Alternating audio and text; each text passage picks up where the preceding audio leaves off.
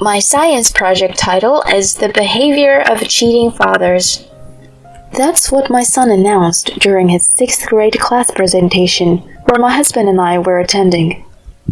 When our son's name was called, he confidently walked to the blackboard and pinned up a large poster.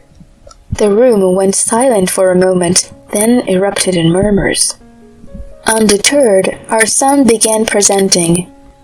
I chose this topic because on December 10th, right before winter break, I saw my dad walking arm in arm with a woman I didn't recognize. I noticed more suspicious behavior after that, so I decided to research my own dad.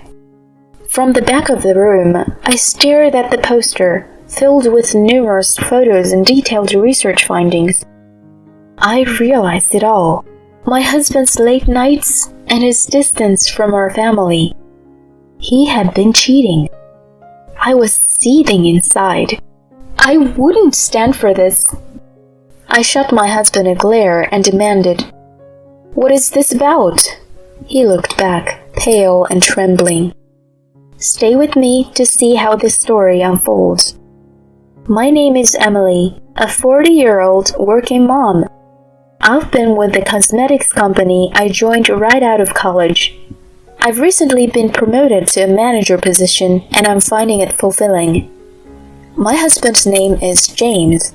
We met 14 years ago through a mutual friend. He's set to inherit his father's business and currently works in sales. Despite his occasional recklessness, he's promising and gentle, drawing me closer over time. After dating for 2 years, I happily accepted his dreamy proposal. "Emily, let's build a happy family together." "Aw, James." "Once we are married, I'd love to have kids soon. Hopefully a boy as an heir." "Always in a rush, aren't you, James?" We then began visiting our parents to announce our engagement. My rural folks loved James. Then it was time to meet his parents, Samuel, a company CEO, and Barbara, a housewife. Their lavish home was intimidating, making me nervous. "Don't be tense, Emily," Barbara comforted. "We're delighted to meet you." She serves us tea and seemed like a very sweet lady. When James expressed our intent to marry, they were overjoyed. "A family will make you a real man, James. Treat Emily well." Despite his stern appearance, Samuel was kind. "I'm glad to be joining such a lovely family," I replied, and Barbara warmly agreed. They even supported my decision to continue working post-marriage. "It's an era where women excel in their careers," Samuel pointed out.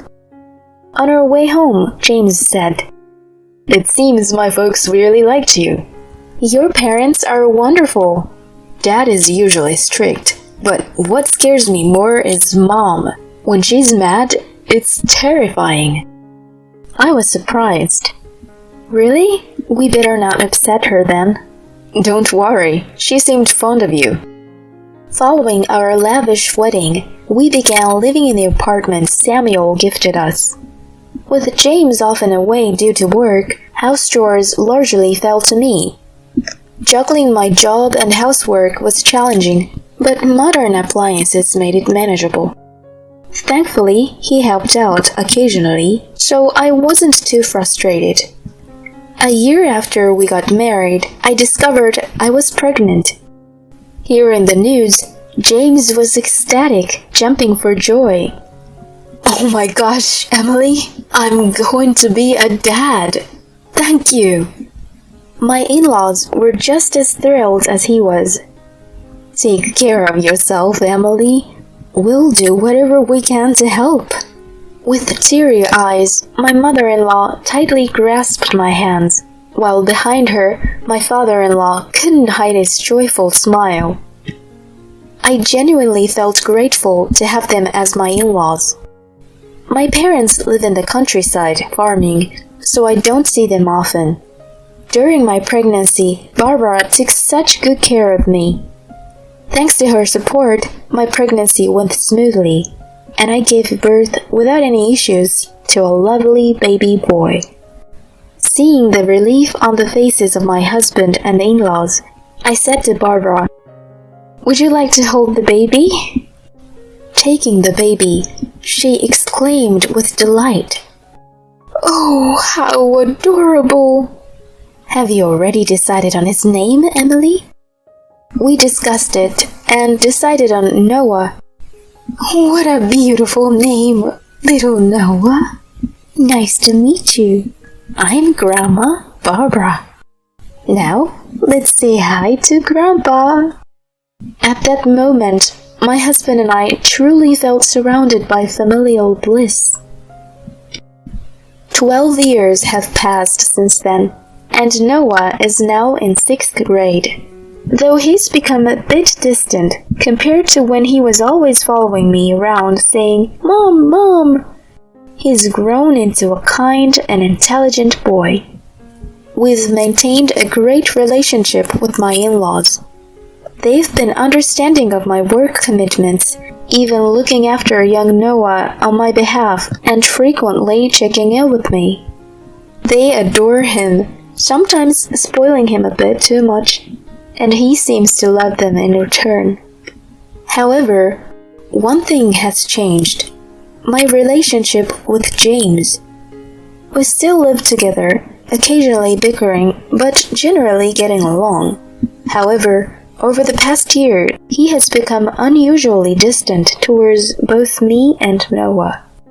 James, having climbed the corporate ladder to become a sales director and potentially the next successor, has been increasingly absent from home, studying and busy with work.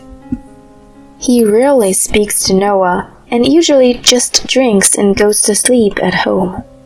This has been the routine for a while. As our son entered his last winter break in elementary school, I suggested to James, who came home late, "How about we go on a winter vacation? It would be nice for Noah." James, looking bothered, replied, "I'm swamped with work. I don't have time for that." "But you've been like this for a while, and I feel bad for Noah." "He's at that age where he doesn't want his parents around, right? Just let him be," he retorted dismissively and quickly went to sleep. I felt both disappointed and lonely with his response. The next day, as Noah helped me with the dishes, I told him, "I'm sorry, Noah. We might not be able to go on a trip this year, but we can visit the museum or something, okay?" "It's okay, Mom. You just focus on your work," he replied nonchalantly. I wondered if James was right about him preferring the company of friends over parents now. "But you have your project, right? Let me know if there's anything I can help with." "I've already decided on my research project topic. I want to focus on that." "I see. Well, I won't bother you then. Good luck with it." Though he still had some childlike traits, I felt proud of how mature he had become. Throughout the winter break, James was busy with work, and I was tied up too, so Noah spent more time at his grandparents'. He seemed engrossed in his assignments and research, staying in his room most of the day. However, we made sure to share dinner together every evening and chat. I believe our mother-son relationship remained strong. Occasionally, I noticed him looking at me as if he wanted to say something, but I decided to wait until he was ready to talk. And just like that, winter break came to an end, and after a little while, the last open class session of elementary school approached. I decided to ask my father-in-law to have James take the day off from work so he could join me for the class visitation. James seemed hesitant and a bit annoyed, but upon my urging, he entered the classroom. The main event for the open class was for each student to present the independent research they had conducted during the break. One by one, The kids presented their findings, like observation of plants or their own handmade crafts. As I watched them with a smile and clapped, a thought struck me. Noah had seemed really engrossed in his independent research, but what was he going to present? He confidently stood in front of the chalkboard and pinned a large poster to it. The title of my research is The Behavior of a Cheating Father. The classroom went silent for a moment, and then suddenly everyone began whispering. Regardless, Noah calmly read out the contents of his poster. First, I'll explain why I chose this topic. On December 10th, just before winter break, I saw my dad walking arm in arm with a woman I didn't recognize. I noticed other suspicious behaviors, so I decided to research my own father. From the back of the classroom, I stared at the poster. It was filled with various photographs and densely written research findings. It all made sense to me then. The reason why my husband has been coming home late and had been so distant was because he had been cheating on me. I was seething. This is unforgivable. I immediately turned to my husband and demanded, "What's this about?" He looked pale and trembling. The teacher quickly interrupted Noah's presentation, and even though he pleaded to continue, the teacher told him he couldn't. From the back, I called out to my son, "Let's go home, Noah. I promise I'll listen to your entire presentation." "Mom." With that, we left the classroom under the curious gazes of others.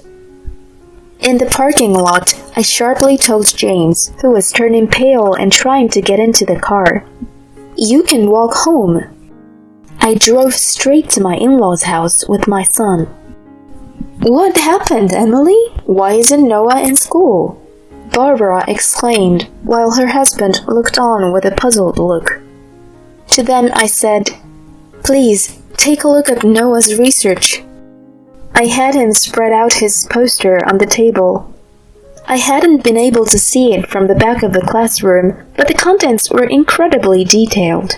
It included sections like Observing My Father's Day, with notes like leaves for work at 8:30 a.m., leaves office around 10 a.m. with a new female coworker. They head to a cafe and flirt, return to the office after lunch, leave again at 1:30 p.m. and go to a hotel, then dinner at a restaurant. There were photos he took himself, even one of his father coming out of the hotel. My in-laws were stunned. "Oh my goodness." We should confirm this with James. After they reviewed everything, including sections on identifying woman A, recording my father's weekend activities, differences in my father's behavior at home and with A, and text messages between my father and A, Samuel finally said with a shaky voice, "Noah, this is very well done, and that's commendable." "Thank you, Grandpa." "But, Noah, why didn't you tell your mother about this?" Noah, with a quivering voice, responded, "I thought it would make Mom sad, but I couldn't stand it. I found online that if I wanted to accuse someone, I needed evidence, so that's why I did this." Tears streamed down his face. Holding him tight, I said, "It's okay, Noah. Thank you. I promise I'll protect you. I'm stronger than I might seem." "I'm sorry, Mom, but I can't see him as my dad anymore." I nodded, took him home, and made him dinner. Later, when I received a call from Samuel, I headed back to their house. In the living room, James sat with visibly angered Samuel and his mother, who was also as mad. Spread out on the table was Noah's project. "Now that we are all here, James, explain this," Samuel said in a low voice. This is a misunderstanding of Noah's part. I confronted him. A misunderstanding, you say? Then what about this photo of you entering the hotel? Are you saying that Noah just made this up? Oh, and this lady here, Abigail Walker. She's a new employee in your department at work, huh? I even have screenshots of your chats. I love you, Abby. Can't wait to be with you tomorrow. We're going to get married, Abby. Then you'll be Mrs. CEO. Aw, isn't that sweet? Please, just stop. He finally admitted, defeated. Alright, I admit. I cheated on you. It's pretty obvious when it's laid out like this. I can't believe Noah found out. Holding his head in his hands, he looked up. His father informed him. I heard from your deputy manager. Everyone in the company has known about your affair with the new girl, but they were too scared of your position to say anything. What? Using the company car for your rendezvous during business hours? Unbelievable. You're fired, and so is she. James pointed at himself in disbelief. Even though I'm the next CEO? Who said I'd let you take over? Shame on you, you disgraceful son. Dad! Suddenly, his mother, who had been silent till now, slapped him hard across his face. Ow! Mom, what the hell? You disgrace! Apologize to Emily and Noah right now. We are cutting ties with you. Never show your face again. She continued to slap him multiple times until her husband intervened. Alright, that's enough. True to her reputation, James was most afraid of his mother. With a face flushed from the slaps, he staggered over to me. Emily, I'm sorry. Please, if you forgive me, everything can be fixed. Please forgive me. With all the strength I had, I shouted back. Are you out of your mind? You didn't just betray me, but also left a scar on Noah's heart. We are getting a divorce. I'll be claiming alimony and child support, so brace yourself, you jerk. Go to hell. Samuel threw James out. Our divorce was finalized smoothly, thanks to the evidence Noah had collected. I demanded alimony and child support from him in a lump sum, which he quickly paid, especially with the pressure from his parents. As promised, his father really fired both James and his mistress. I also claimed compensation from the mistress, but since she had no savings, her parents paid on her behalf and took her back to the countryside. I heard that she and James broke up over the money dispute. James, having lost all his savings, his job, and being disowned by his parents, eventually vanished. Rumor has it, he's now living in a rundown apartment in the neighboring state, taking up odd jobs. I don't feel sorry for him one bit. He got what he deserved. As for me, I'm still living near my in-laws' place with Noah. Our relationship with them remains unchanged, and they often spend time with Noah.